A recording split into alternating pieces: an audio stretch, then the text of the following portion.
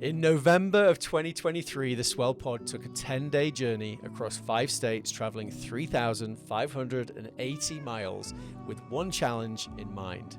And that challenge was to interview 100 pleasantly rebellious humans to uncover deep truths about what it takes to create something that has never existed before, challenge the status quo, maybe even change the world. This is the Kiln Road Trip, created and produced by the Swell Pod. In partnership with Kiln, Moterra Camper Vans, and sponsored by Taurus. I'm Spencer McKeown. And I'm Josh Taylor, and together we're the co-hosts of the Swell Pod and your guides on the Kiln Road Trip. Follow along on the journey. Be sure to subscribe to the podcast, follow the Swell Pod on social media, and subscribe to your YouTube channel at, you guessed it, the Swell Pod. This is interview 38 of the Kiln Road Trip, and today we're talking with Josh Nilsen. Josh is a managing partner of Grit Marketing, and Grit Marketing was founded in September of 2020 and is a direct-to-home sales organization that contracts its sales teams to established pest control companies across the United States. Thanks for tuning in. We hope you enjoy. So Josh Nilsen, I grew up kind of all over. I lived overseas for 13 years, Singapore, Australia, South Africa, LA, Miami, moved here for high school, went to school locally just down the road here, BYU. And then just as a summer job, I started doing door-to-door sales, selling pest control. So did that in the summers throughout school. And, I was studying advertising, decided, to do something a little different, and got into, this as my career. So started off at a pest control company as an in-house, regional sales manager. And we managed a few hundred guys with Ben Egan, who's one of our partners. And then COVID hit, and basically we started our own company. So now we're an independent sales force, so third-party sales force, and we sell pest control door-to-door all over the country. So, we're looking to have about 1,000 sales reps, college-age kids. And, so me, Ben Egan, John Taylor, and Garth Massey, and then a bunch of really great leaders and building out our corporate team. So I've been doing this just about 10 years, and it's changed a little bit. But I work really with our creative team, so graphic designers, our creative director, Jake Reedy, incredibly talented artist, and our video and photo team, and we do events, the gear, and everything basically that fuels recruiting. So that's kind of my area of expertise, and I get way excited about it. Kind of what it is. That's cool. I mean, it's a tricky one to get your head around at first. Pest control doesn't seem so cool. It's not. It's not. Well, working for Grit seems pretty cool from the. So both of what you said are both where the door-to-door sales thing has not been cool for a long, long time. People kind of just, the brand and stuff is like an afterthought. When you're appealing to college kids, the brand and feeling, in our opinion, is like one of the big appeals that gets the foot in the door. So the events, we did this snowboard rail jam with Sean White, Travis Scott, and all.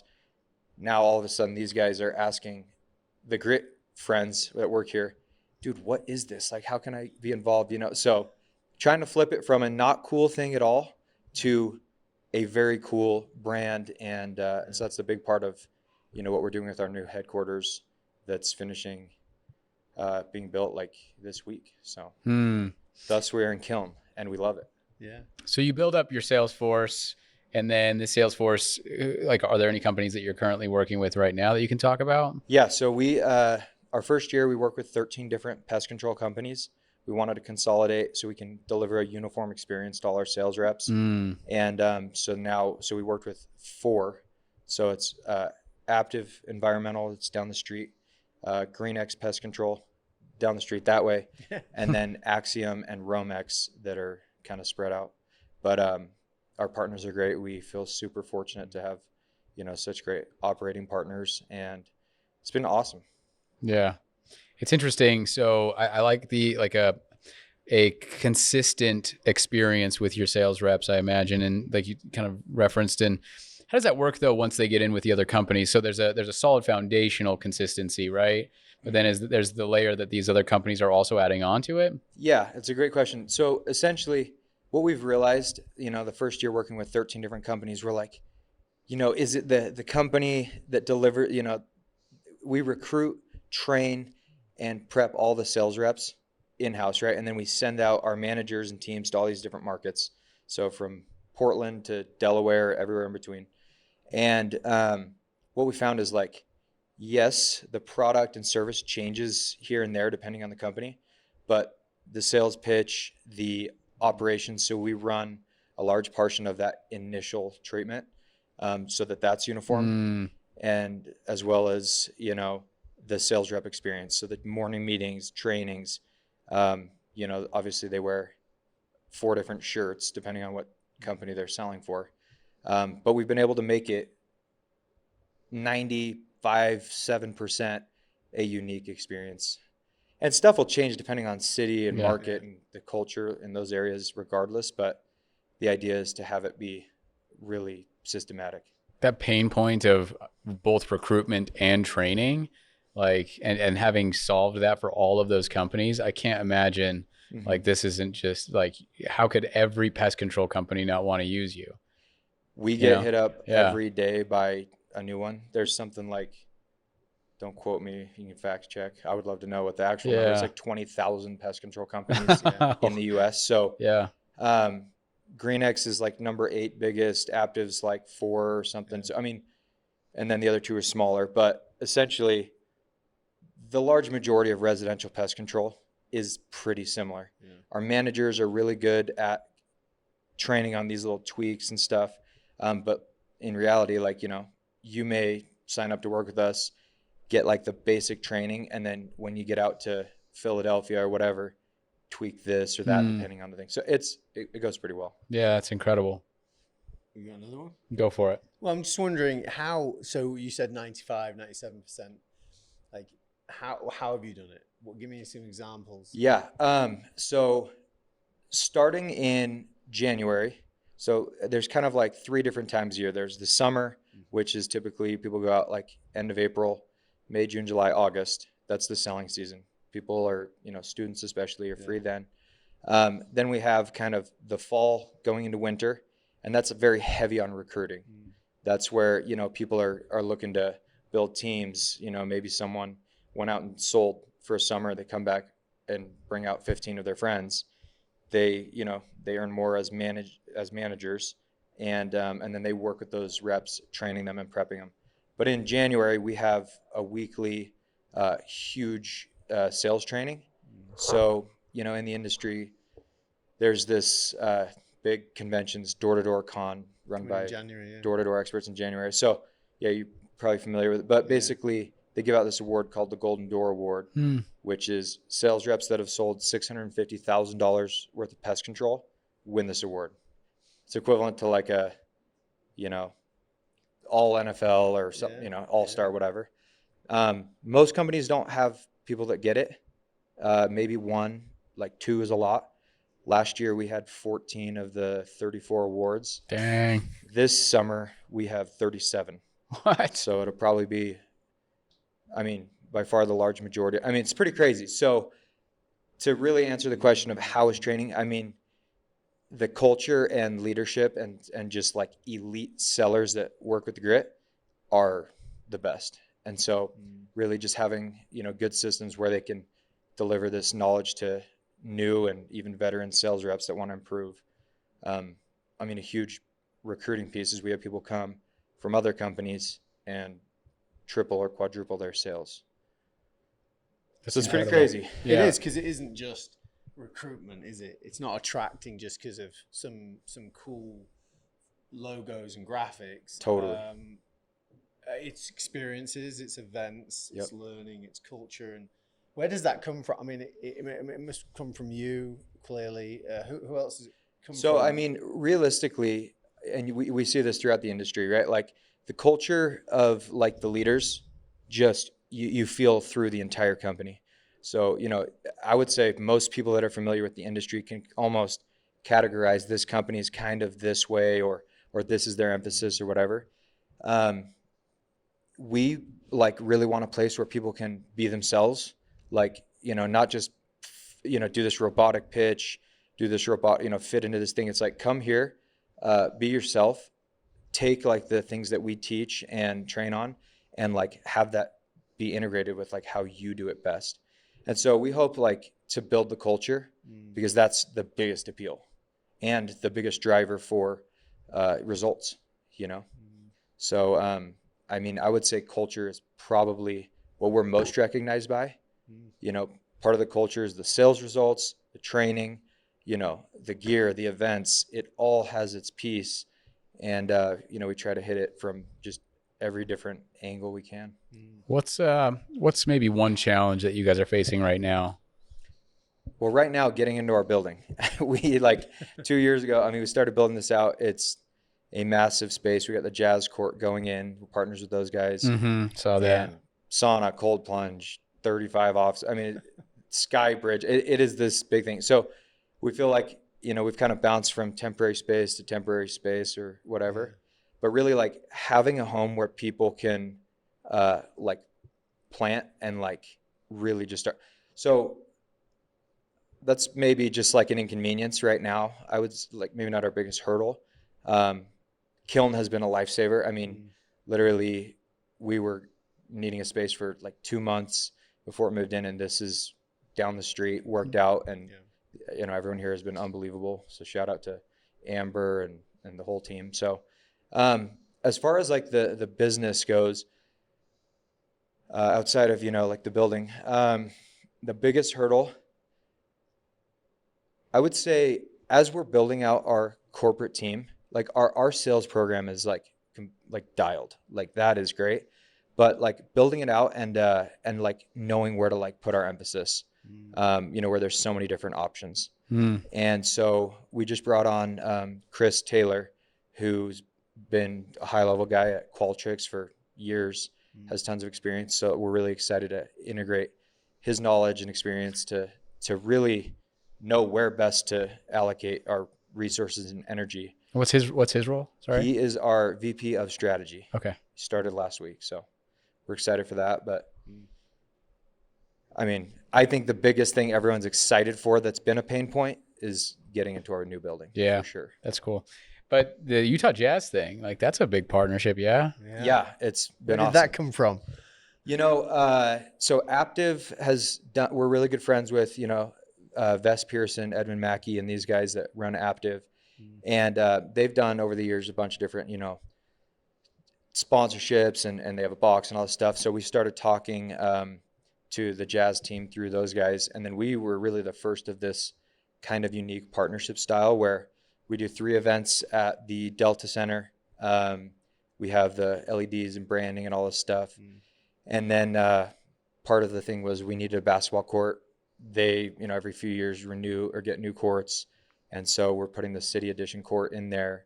The actual court. The actual court. No way. It's in right now. That's insane. Yep, getting refinished. I'm waiting tomorrow. for that. I'm waiting to come and see it. Yeah, you When guys we got to get come back, check it on the out. road. Exactly. Yep. Yeah, we'll be there. So it's going to be fun. December 2nd, we have our big grand opening. Yeah. You're all welcome. Cool. And whoever's listening to this, it's going to be huge. We have the jazz dancers, the jazz bear, all these guys coming. What? Likely have like a bunch of pop-ups, food, and maybe a concert. So the next version of X4, grit, next level. Yeah. yeah, That sounds incredible. yeah, cool. It's gonna be fun. So, so just give. I think it's interesting to see where some of your passions and some of your kind of learnings have come before you did Grit. Whether it's your family, your parents, your siblings, it doesn't really matter. But just take us back further back, Okay. because you were all over the world, right? Yeah. So I grew up moving literally like every 2 years. The longest place before here I'd lived anywhere was 3 years. So I was born in Kentucky, moved to Melbourne, Australia, then to Johannesburg, South Africa, then to Singapore, and to Sydney, Australia. I mean, so I think for me, like one of the reasons why, you know, I really like in sales, like I like the connection with people stuff. Like, you know, I had to just learn how to make friends everywhere I went and just kind of be able to do that. Because when you're moving, you either figure it out or don't have friends. And so I feel like, you know, and I still see myself in this role as a recruiter. The social media is really just a tool for recruiting or events, you know? So I mean, that's kind of like that piece where I just really fell in love with like having a cool opportunity that like had blessed my life a ton with like being a student, being able to pay for school, you know, buy a house, and, you know, have these opportunities that I otherwise wouldn't have. So I'm passionate about like that opportunity. And then I love working with great people. On top of that, you know, I have like a creative background. I was like an oil painter in high school. I always, like, my family is incredibly adventurous. My parents are, I mean, I remember we were in New Zealand when I was like 5, and they're like bungee jumping, you know, we go skydiving every year as a family. So like, that's cool. Really like kind of this out of the box, like mentality is like how I grew up.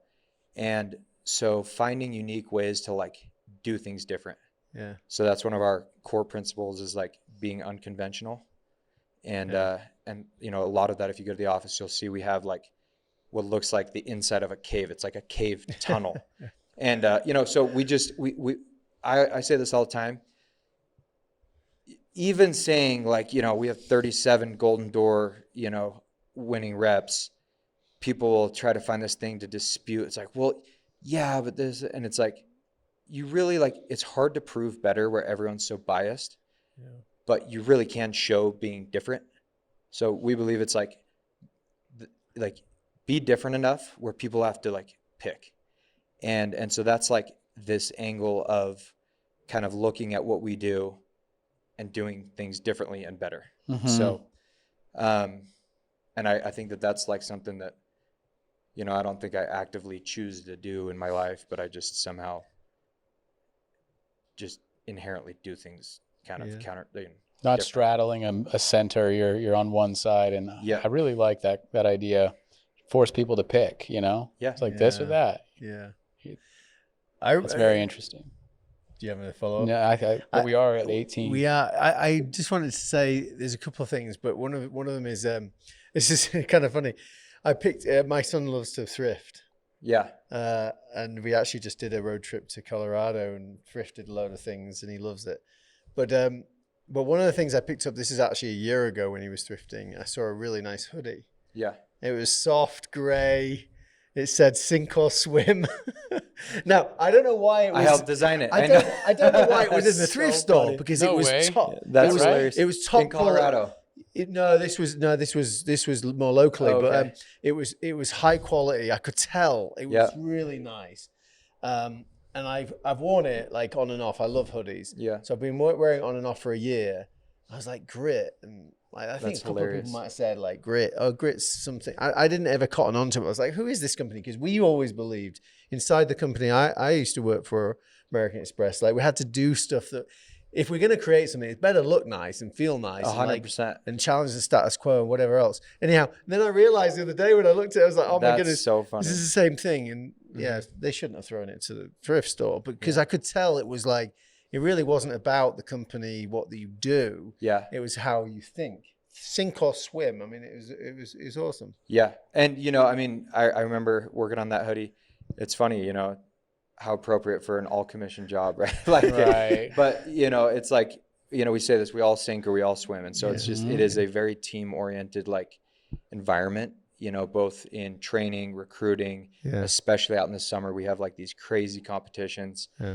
And, but the brand, you know, like we, like even in the details, think about the like nicer, not just like these name brand things, but like really high end quality things. You notice the different touch. You know, we've done stuff where like the eyelets are branded and these things, because what it says is like, if you're going above and beyond on the gear and doing everything fully, right? You know, hopefully, and we try to do that in every different facet of the business, but you know, that interaction that you have with the thing or an event or, you know, your friend or what you see them posting, it all comes through, and that is the brand. And so that's so funny. I'm a big thrift guy myself. I was just at yesterday, the Rose Bowl flea market in LA. Really? And it's like one of my favorite things. It's crazy. You got to go if you haven't been. Before we get into the rest of the episode, we want to thank the partners and sponsors who made the Kiln Road Trip possible. The Kiln Road Trip is brought to you by Kiln.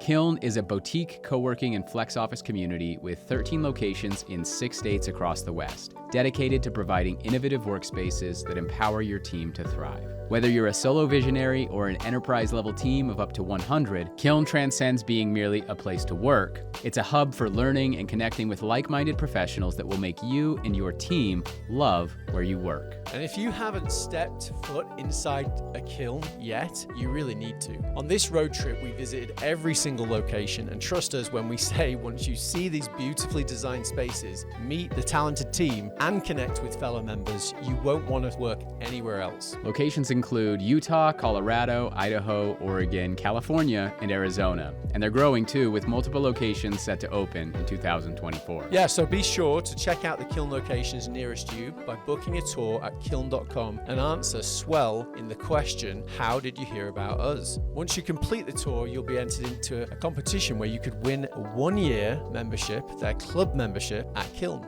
Yep, you heard that. That's kiln.com, book a tour, and be sure to mention SWELL in the question, how did you hear about us?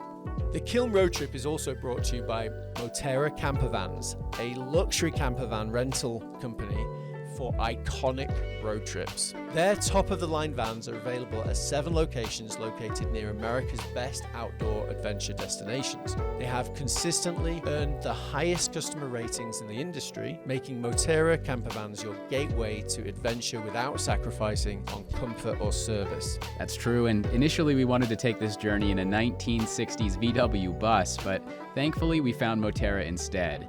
With 3 van options, we took the Pop Top Classic, which sleeps 4 and is best for those who want to maximize floor space and storage. This was critical for us because it needed to sleep the entire crew, we needed space to edit, and we were traveling with large amounts of equipment, luggage, and other goodies that we picked up along the way. And this van took us through all 3,580 miles of the trip. Super comfortable and sweet to drive. And actually, Moterra offers fully planned itineraries if you'd rather leave the planning to someone else. Visit gomoterra.com/swell. That's gomoterra.com/swell.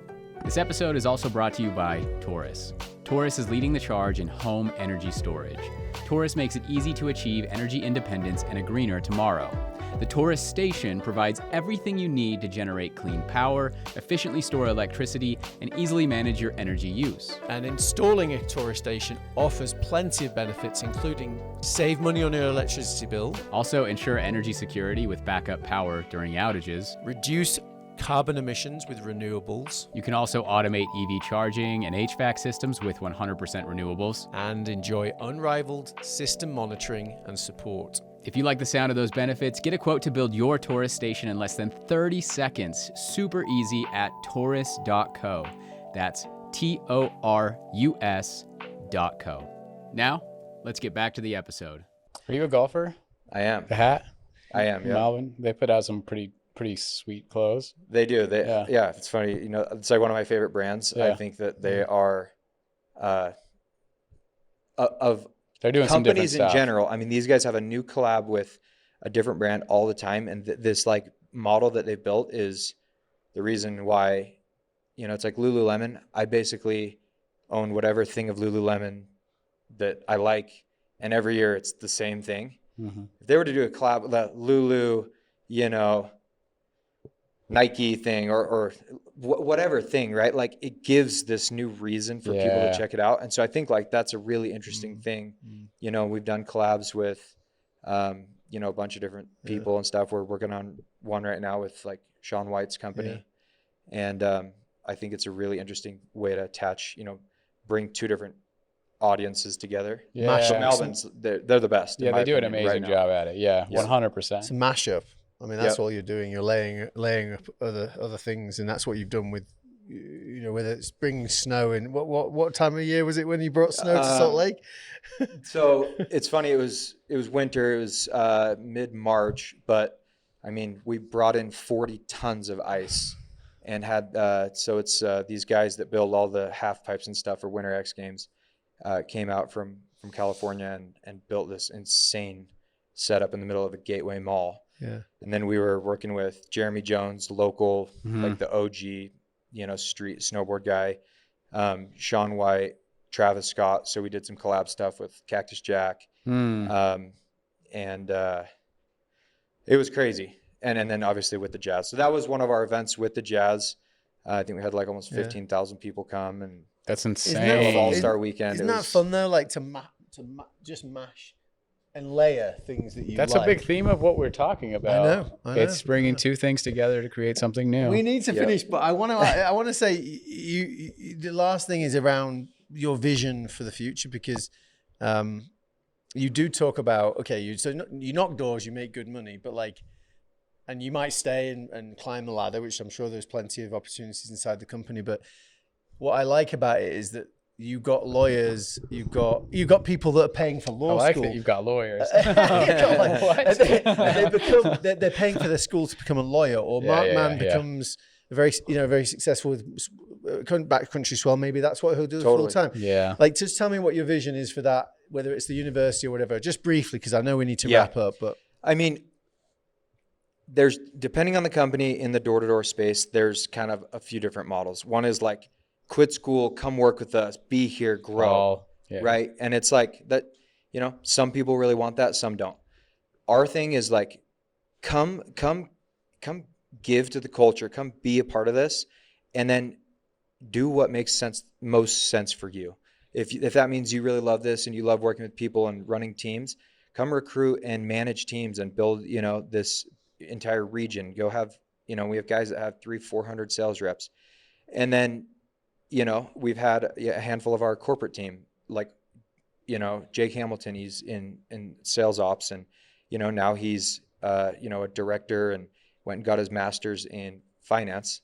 And it's like, he adds this entire, like, huge different value to us, but still gets to work with us. So come be here, work with us, or take, the experience, the skill set, the financial upside. And, if Mark wants to at some point go say, hey, like, I think this backcountry swell, idea has these legs, go do that. And so use this for whatever fuels you. And, our biggest thing we say all the time is like, our goal is to have the biggest influence on individuals and families as we can, the most possible. And so, as we do different things in the business, whether that's owning pest control branches, throwing a music festival, or whatever things it is, the core business will likely always be, this sales engine. And, then we'll have tons of different opportunities that we can go, and we say fail fast and cheap. And, things that work best, we'll keep doing. So, yeah. Well, we've gone way over. We do have to. We do have to ask one other question. Oh, yeah. So we always ask everybody in this podcast the same question at the end.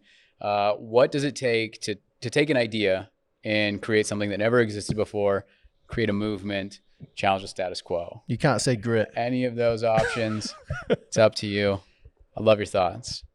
I would say you could have the best idea in the world. You could have the funding, you could have everything, but if you don't have the right people, I think you're dead in the water. No one can do anything by themselves. No one has, really.